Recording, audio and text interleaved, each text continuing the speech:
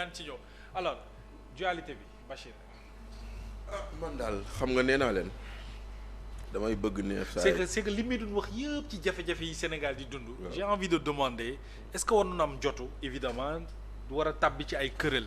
moo tax fa laa doon bëgg a dem. oui c'est-à-dire que xam nga man je pars d'un principe simple xam nga grand bi enquêteur la quand un enquêteur fait un travail de bonne foi il estime que l'enquêteur a fait lu mu waroon def donc ñu ni tamit de bonne foi bu journaliste waxee tant que weddeeguñu ko de bonne foi on tient on croit à ce qu'il a dit n'est-ce pas fii këral buñ ñu bëgg a teg indil ñu ko ne mooy la raison fondamentale de mbiccoo mbaalo bii am te ku déglu doyen lu mu wax Médoune te semaine passée maa ngi leen koy wax fii nee naa leen le Sénégal fait face à 5 crises fii laa ko wax semaine passée une crise économique sans précédent une crise sociale terrible une crise judiciaire parce que aujourd'hui tey rek gis naa UMS di tontu maître Moussa Bocar Thiam bi plainte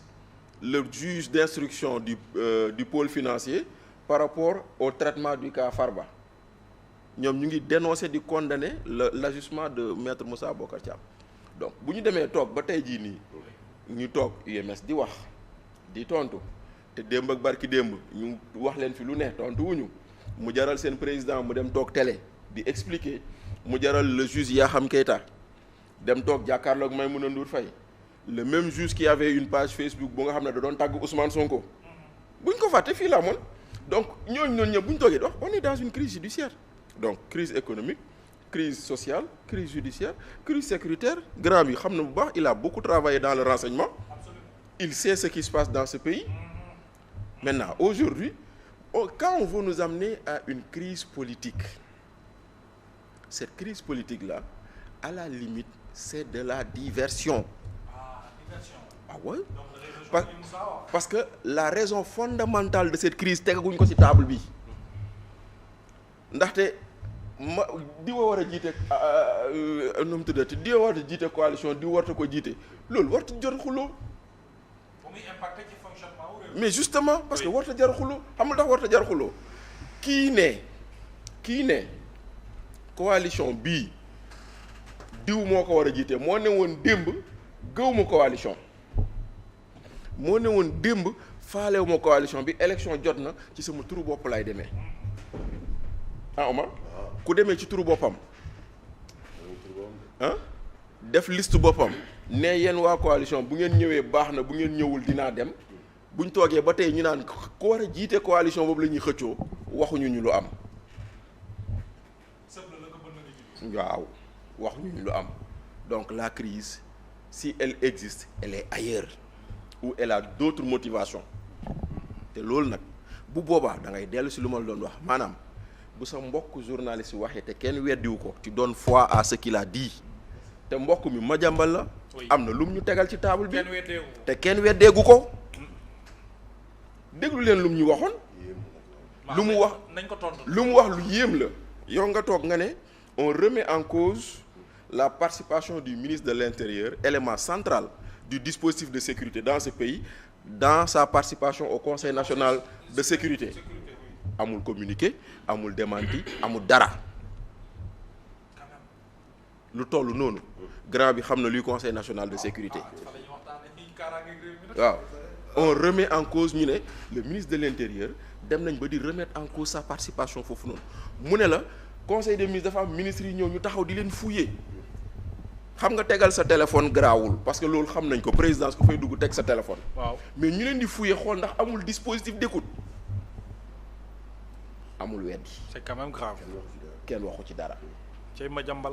mu ne la damaa yëkkati ab document jébbal ko ministre de la défense kooku jébbal ko président de la république ci document bi ñu ciy wax ay agissements du premier ministre par rapport à des rebelles et par rapport à des djihadistes.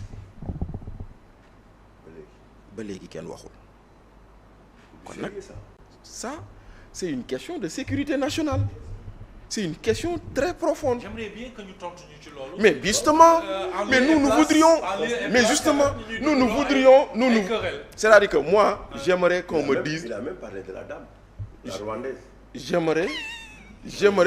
J'aimerais qu'on me dise. ci biir Soya bi. waaw j'aimerais qu'on me dise que Madiambal lu mu wax du dëgg. ok waaw. mais waruñoo noppi noonu. Voilà.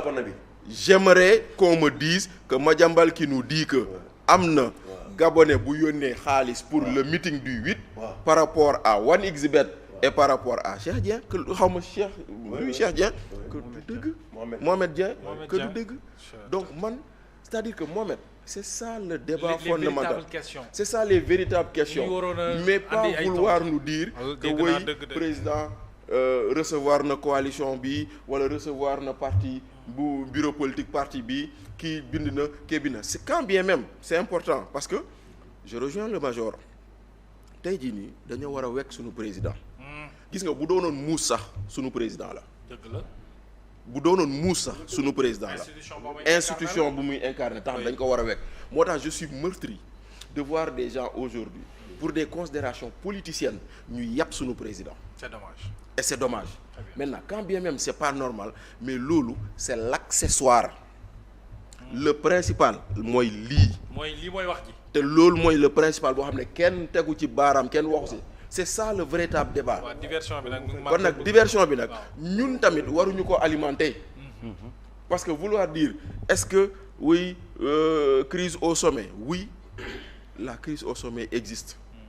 Maintenant quelles sont les raisons loolu lay wax ji. C'est ça muy benn deuxièmement la may wax nag xam nga nee naa leen on traverse 5 crises sécuritaires juridiques économiques politiques ak sociales. Il faudrait pas qu'on en arrive à une 6e crise mooy la crise institutionnelle parce que li ñuy def nii ça peut avoir des répercussions sur nos institutions. Oui, le fonctionnement. Oui. Déjà parce que bu ñu demee tey ba ay députés di menacer l'idée comme quoi budget bi duñ ko voter. Quand même. Et que ça puisse avoir des incidences sur le fonctionnement de nos institutions. dañ leen naan attention mais nañ xam ni nag. mënuñu dara ci président de la République xam nga lu tax le président a des leviers institutionnels constitutionnels politiques qui lui permettent de faire face. gis nga réew mi xam nga lu ko yor te nit ñi xamuñu ko nee naa leen il y a l'État et l'État profond. bu leen fàtte l'État profond dans ce pays. Et l'État profond chaque jour ma ne leen lundi bu ne ñu toog wax lii xew ci réew mi. te mosoo gis communiqué bu jógee foofu. waaw dëgg la de. On n'a jamais vu un communiqué du Conseil national de sécurité. te pourtant chaque mercredi ñu defal la communiqué Conseil des ministres. te pourtant chaque lundi ñii ŋànk réew mi toog waxtaanee réew mi jël ay décisions yoo xam ne dañ ciy tënk président. Très bien monsieur. Des fois le président veut faire une chose ñu ne ko doo ko fi def te ñooñu lu ñu wax lay def. dëgg la. Des fois le président annonce des choses yoo xam ne moom waxu ko dañ ko waxloo. C'est ça l'État profond. Oui. Et ça là ça existe dans ce pays.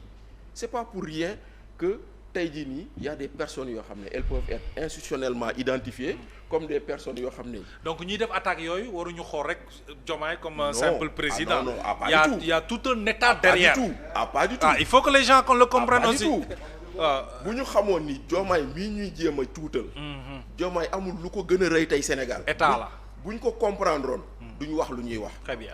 Voilà parce que bu ñu doon koo si mayoon minute laa la wax mu dugg lundi conseil national de sécurité bu génnee dootul waxati. wax leneen merci beaucoup Bachir c'est tellement important Omar.